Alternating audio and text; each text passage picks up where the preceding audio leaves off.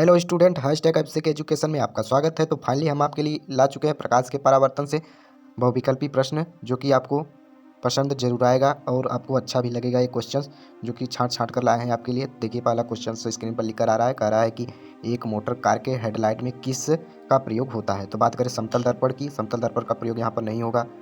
Option number गलत है। उत्तल दर्पण की नहीं, उत्तल लेंस की नहीं। तो बात करें ऑप्शन नंबर डी सही हो जाएगा तुम्हारा अवतल दर्पण, जो कि राइट आंसर है तुम्हारा अवतल दर्पण।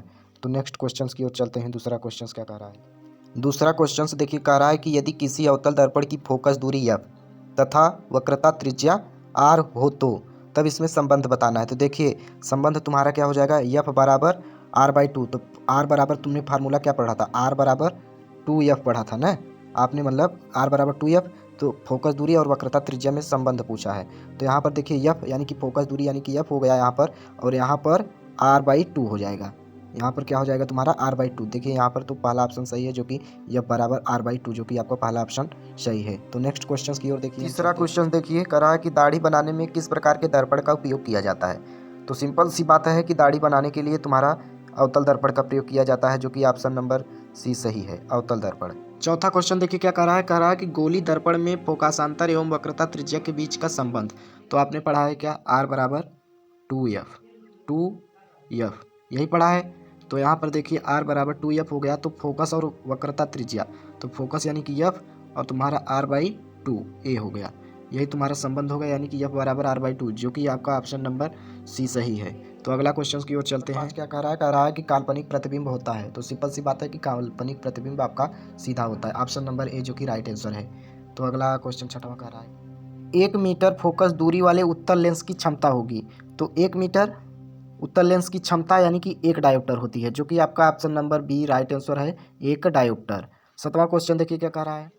सातवां प्रश्न कह रहा है कि अवतल दर्पण से परावर्तन के बाद किरण किस बिंदु से होकर गुजरेगी। तो अवतल दर्पण में परावर्तन के बाद फोकस से होकर गुजरती है, क्योंकि जब परावर्तित किरणें होती हैं वह फोकस से ही होकर गुजरती हैं।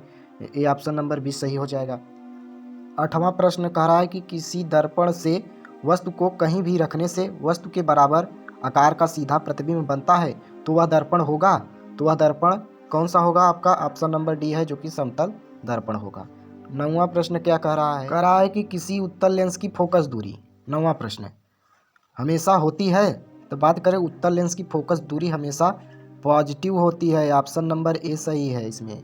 अगला क्वेश्चन 10वां प्रश्न कह रहा है कि किस लेंस के द्वारा सिर्फ काल्पनिक प्रतिबिंब बनता है। तो इसका ऑप्शन नंबर बी है, जो कि अवतल लेंस। आप जानते ही होंगे, नहीं जानते हैं तो इसमें जान लीजिए। अवतल लेंस जो कि है आपका राइट आंसर, मतलब इसमें प्रतिबिंब काल्पनिक बनता है अवतल लेंस में, ऑप्शन नंबर जो कि आपका 11वां क्वेश्चन कह रहा है कि प्रकाश के अपवर्तन के कितने नियम हैं। तो सिंपल सी बात है कि प्रकाश के अपवर्तन के सिर्फ 2 ही नियम हैं। कौन कौन से, एक था यानी कि कोण आई बराबर कितना था, कोण आर, ये था यानी कि आपतन कोण और परावर्तन कोण सदैव बराबर होते हैं। और दूसरा नियम था यही कि आपतित किरण और परावर्तित किरण और अभिलंब तीनों एक ही तल में होते हैं। तो यही 2 नियम है प्रकाश के अपवर्तन के। अगला क्वेश्चन देखिए क्या कह रहा है। 12वां क्वेश्चन कह रहा है कि प्रकाश का वर्ण विक्षेपण किस उपकरण से संभव होता है। तो इसका ऑप्शन नंबर सी सही हो जाएगा, जो कि प्रिज्म है, यानी कि इसका वर्ण विक्षेपण प्रिज्म से होता है।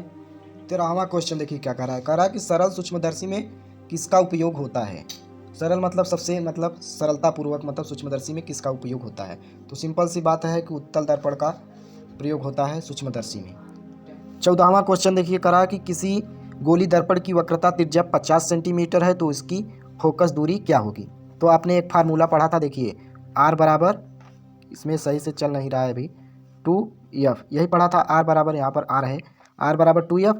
तो यहाँ पर देखिए इसमें वक्रता त्रिज्या तुम्हारा दिया है, कितना दिया है, 50 दिया है। और ये गुणा में है तो नीचे आएगा क्या, भाग में हो जाएगा। तो बराबर f, फोकस दूरी पूछा है, तो यहाँ पर 50 का आधा क्या हो जाएगा, 25 सेंटीमीटर, जो कि तीसरा तुम्हारा सही आंसर है। अगला क्वेश्चन देखिए क्या कह रहा है।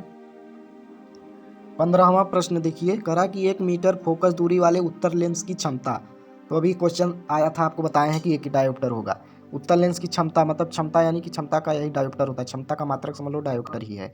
तो उत्तल लेंस की क्षमता एक डायोप्टर, 1 मीटर में पूछा, 1 मीटर फोकस दूरी में, तो एक डायोप्टर होगी। 16 नंबर प्रश्न कह रहा है कि किस दर्पण से वस्तु का बड़ा प्रतिबिंब बनता है। तो वस्तु का बड़ा प्रतिबिंब कब बनता है, यानी कि जब गाड़ी मोटर जाता है तो उसके हेडलाइट में कौन सा दर्पण लगा होता है? अवतल दर्पण लगा होता है। तो अवतल दर्पण इज राइट आंसर, जो कि अवतल दर्पण तुम्हारा बड़ा प्रतिबिंब बनाता है, तो अवतल दर्पण है। ऑप्शन नंबर बी तुम्हारा सही है। अगला क्वेश्चन की ओर चलते हैं। 17 नंबर का रहा है क्वेश्चन की प्रकाश का वेग न्यूनतम होता है, मतलब कम से कम, मतलब किसका, मतलब प्रकाश का वेग किसमें कम होता है? न्यूनतम मतलब कम। निर्वात में कि जल में कि वायु में, कांच में? तो निर्वात में, जल में, वायु में, ये तो ऑप्शन गलत ही है, यानी कि कांच में इसमें न्यूनतम होता है। किसमें? कांच में। और इसमें सबसे ज़्यादा की बात करें तो सबसे ज़्यादा तुम्हारा जल में होगा, यानी कि सबसे ज़्यादा जल में होगा इसमें प्रकाश का वेग। 18 नंबर प्रश्न कह रहा है कि निम्न में से कौन सा पदार्थ लेंस बनाने के लिए प्रयुक्त नहीं किया जाता? तो जल का प्रयोग किया जाता है। कांच का भी प्रयोग किया जाता है। प्लास्टिक, हल्का फुल्का प्लास्टिक का भी प्रयोग किया जाता है। मिट्टी का प्रयोग इसमें नहीं किया जाता है, मतलब लेंस बनाने के लिए। इसका option number D right answer है। 19 नंबर प्रश्न देखिए, कह रहा है कि 4 डायोप्टर, डी मतलब डायोप्टर, 4 डायोप्टर क्षमता वाले अवतल लेंस की फोकस दूरी होगी। तो देखिए फोकस दूरी, यानी कि इसमें तुम्हारा एफ का मान पूछा है, इसमें एफ का मान तुमसे पूछा है, और तुम्हें बताना क्या, देखिए एक फार्मूला क्या होता है, डी बराबर, देखिए डी बराबर तुम्हारा एक फार्मूला होता है 100/एफ, 100/एफ।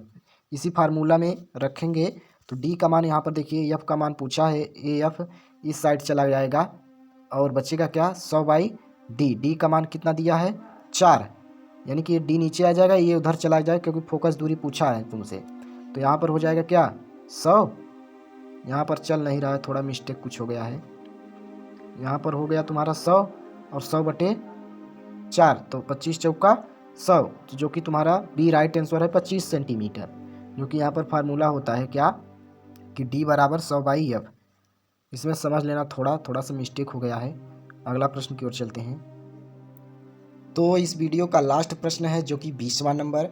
देखिए कह रहा है कि जब प्रकाश की किरण हवा से कांच में प्रवेश करती है तो मुड़ जाती है, मतलब सघन माध्यम से विरल माध्यम में जब प्रकाश की किरण हवा से कांच में प्रवेश करती है, यानी कि यहाँ पर होगा क्या, विरल माध्यम से सघन माध्यम में प्रवेश करती है तो मुड़ जाती है, मतलब अभिलंब से क्या दूर हट जाती है, अभिलंब के निकट या अभिलंब के समानांतर या इनमें से कोई नहीं।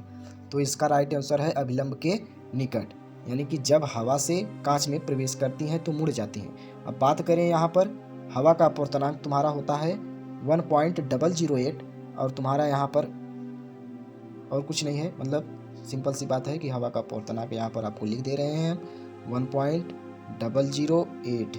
इसमें थोड़ा मेरा पेनवा नहीं चल रहा है। तो धन्यवाद। अगर वीडियो पसंद आए तो एक लाइक ज़रूर करिए, और आने वाली वीडियो का नोटिफिकेशन आप तक मिलती रहे, इसलिए बेल आइकन को जरूर दबाएं। धन्यवाद।